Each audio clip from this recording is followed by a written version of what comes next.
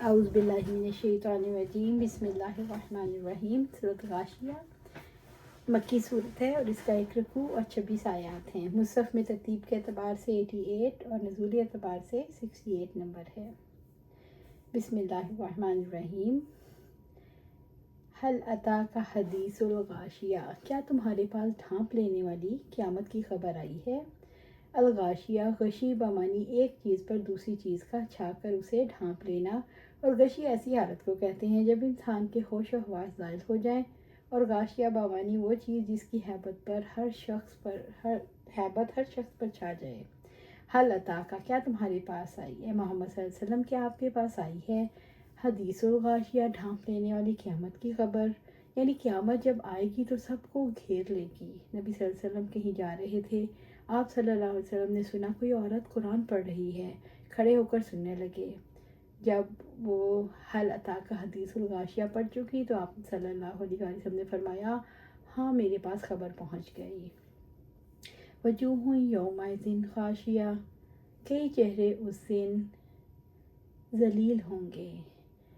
خاشعہ ذلیل ہوں گے، یعنی چہرے ذلت اور رسوائی کی وجہ سے جھکے ہوئے ہوں گے۔ جب مجرم اپنے رب کے پاس سر جھکائے ہوئے ہوں گے، اور کاش آپ دیکھیں جب مجرم اپنے رب کے پاس سر جھکائے ہوئے ہوں گے، اے ہمارے رب، ہم نے دیکھ لیا اور ہم نے سن لیا، چنانچہ ہمیں واپس بھیج، ہم نیک عمل کریں، بلا شبہ ہم یقین کرنے والے ہیں۔ سورۃ سجدہ آیہ 12۔ عاملات ناصبہ، محنت کرنے والے، یعنی آگ میں سخت مشقت اٹھانے والے، ناصبہ تھک جانے والے۔ ایک دفعہ عمر رضی اللہ تعالیٰ عنہ خانقاہ کے پاس سے گزرے، راہب کو آواز دی۔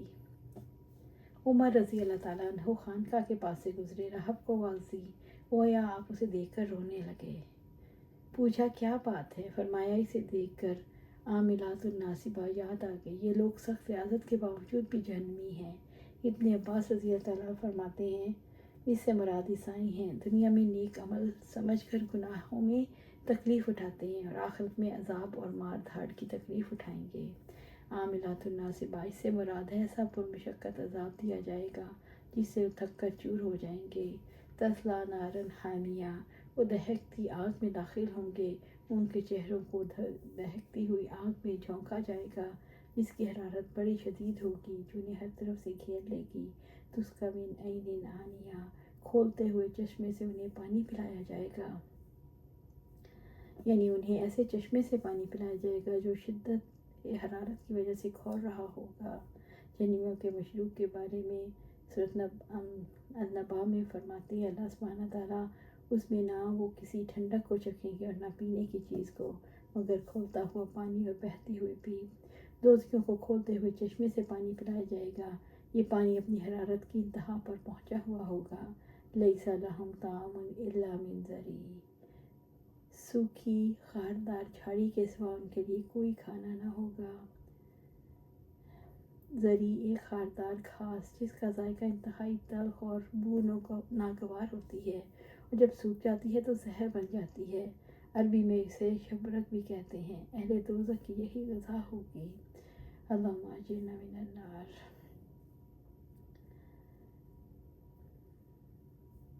لا یسمن ولا یغنی من جوع، جو نہ موٹا کرے گا اور نہ بھوک میں کافی ہوگا۔ یعنی کوئی چیز کھانے کے 3 سبب ہوتے ہیں، ایک لذت حاصل کرنے کے لیے کھایا جائے، دوسرا بھوک دور کرنے کے لیے کھایا جائے، تیسرا غذائیت اور جسم کی تقویت کے لیے کھایا جائے۔ ذریع سے لذت کی بجائے اسے نفرت ہوگی، کیونکہ خاردار، بدبودار، تلخ اور زہریلا ہوگا۔ باقی 2 اغراض کی قرآن نے صراحت سے نفی کر دی، گویا اس کے کھانے سے تکلیف ہی بڑھے گی اور نہ کچھ فائدہ ہوگا۔ رب العزت نے واضح فرمایا، کھانا نہ جسم کو موٹا کرے گا اور نہ بھوک مٹائے گا۔ وجوہ یومئذ ناعمہ، کئی چہرے اس دن تر و تازہ ہوں گے۔ اللہم اجعلنا منہم، اللہ سبحانہ تعالیٰ ہمیں ان میں شامل فرمائے۔ نیک لوگوں کے چہرے ناعمہ یعنی تر و تازہ ہوں گے، ان پر نعمتوں کی تازگی نظر آئے گی، جنت کی نعمتوں کی وجہ سے ان کے بدن بھی تر و تازہ ہوں گے۔ جن لوگوں نے دنیا میں دین پر چلنے کی سختیاں برداشت کی، ان کے چہرے قیامت کے دن حشاش بشاش، پر رونق، پر امید اور پر نور ہوں گے۔ اللہ سبحانہ تعالیٰ ہمیں بھی ان میں شامل فرمائے۔ نساء راضیہ، اپنی خواہشوں پر خوش ہو کے لسعیہا اپنی کوشش پر دنیا میں رہتے ہوئے جو نیک عمال کیے، اپنی عبادات، اپنے اخلاق، مخلوق کے ساتھ حسن معاملہ، راضیہ خوش ہوں گے، ان سے خوش ہوں گے۔ ان کی خوشی کا سبب یہ ہوگا کہ ان کے اعمال کا بدلہ کئی گنا ملے گا، انہیں ہر وہ چیز حاصل ہوگی جس کی دنیا میں رہتے ہوئے تمنا کیا کرتے تھے۔ فی جنت عالیہ، عالی مقام جنت میں ہوں گے، وہ جنت کے بلند، بہت بلند بالا خانے میں ہوں گے، جہاں سے وہ ان نعمتوں کا نظارہ کر سکیں گے جو رب العزت نے ان کے اعزاز میں تیار کی ہیں۔ لا تسمع فیہا لاغیہ، اس میں کوئی لغو بات نہیں سنیں گے، اس میں کوئی ایسی لغو بات نہیں ہوگی، کوئی باطل کلام نہیں ہوگا جو ان کی سعادت میں کمی کا باعث بن جائے، اور نہ کہ لغو کلام جو ان کی راحت کو ختم کرے۔ جو بھی سنیں گے نفع بخش اچھا کلام ہوگا جس میں اللہ تعالیٰ کا ذکر، اس کی نعمتوں کا تذکرہ، اور جو دلوں کو اطمینان سے بھر دے گا۔ فیہا عین جاریہ، اس میں بہنے والا چشمہ ہوگا، یعنی جنت کے جاری چشمے ہوں گے۔ اہل جنت ان چشموں کا رخ جیسے چاہیں گے، جہاں چاہیں گے موڑ لیں گے۔ فیہا سرر مرفوعہ، اس میں اونچے اونچے تخت ہوں گے، جنت میں اونچے اونچے سبک اور نازک تخت ہوں گے جن پر بہترین قسم کے فرش ہوں گے، ان پر حوریں جلوہ افروز ہوں گی، جب وہ ان پر بیٹھنا چاہیں گے تو تخت جھک جائیں گے۔ وَأَكْوَابٌ مَوْضُوعَةٌ، اور رکھے ہوئے ساغر ہوں گے، یعنی شراب کے جام ادھر ادھر کرینے سے رکھے ہوں گے تاکہ جو جنتی شراب پینا چاہیں پی لیں، یعنی مختلف انواع کے لذیذ مشروبات سے لبریز آبخورے ان کے سامنے رکھے ہوں گے جو ان کے لیے تیار کیے گئے ہوں گے، ان کی طلب اور اختیار کے تحت ہوں گے، اور ہمیشہ رہنے والے کم عمر لڑکے خدمت کے لیے ان کے پاس گھوم پھر رہے ہوں گے۔ وَنَمَارِقُ مَصْفُوفَةٌ، اور گاؤ تکیے قطار میں لگے ہوئے ہوں گے۔ جنت میں کرینے سے حریر اور تبریز ریشم کے تکیے لگے ہوں گے، ان کو آرام کرنے کے لیے لگایا ہوگا۔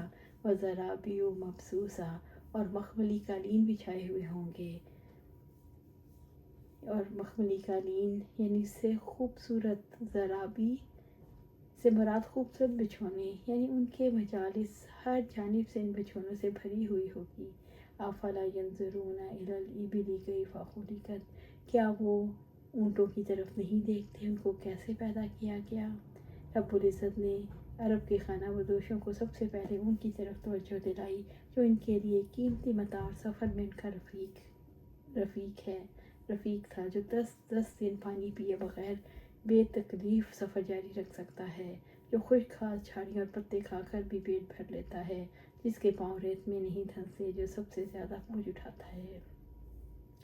وَإِلَى السَّمَاءِ كَيْفَ رُفِعَتْ، اور آسمان کی طرف کہ وہ کیسے بلند کیا گیا۔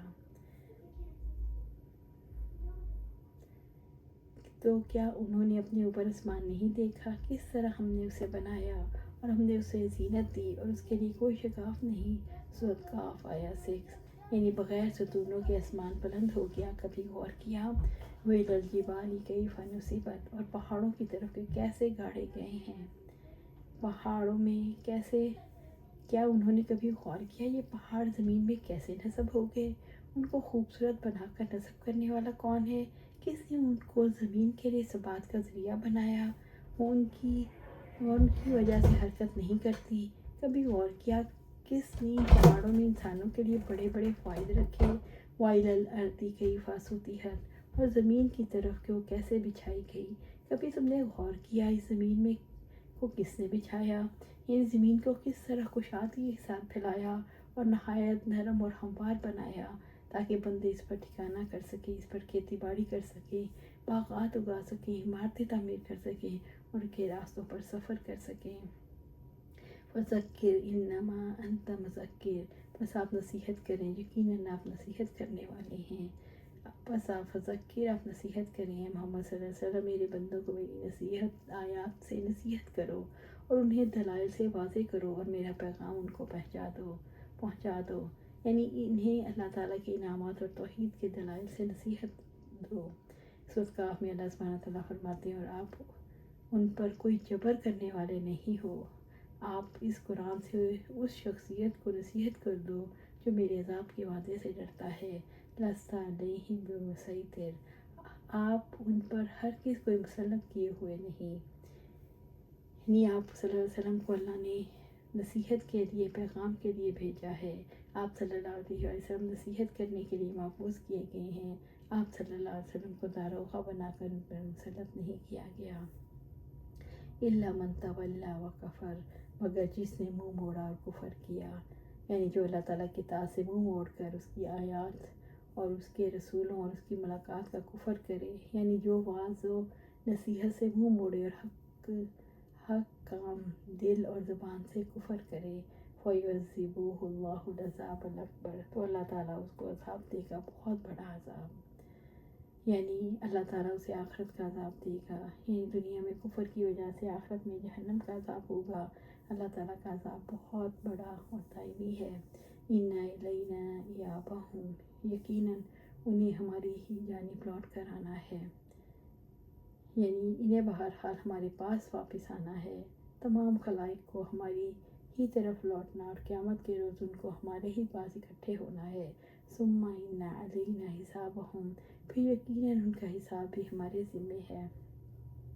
اللہ تعالیٰ نے لوٹ کے آنے کے بعد شعور دلایا کہ لوٹ کے آؤ گے تو حساب دینا ہوگا، تم سے حساب لینا ہماری ذمہ داری ہے تاکہ انصاف کے تقاضوں کو پورا کیا جا سکے.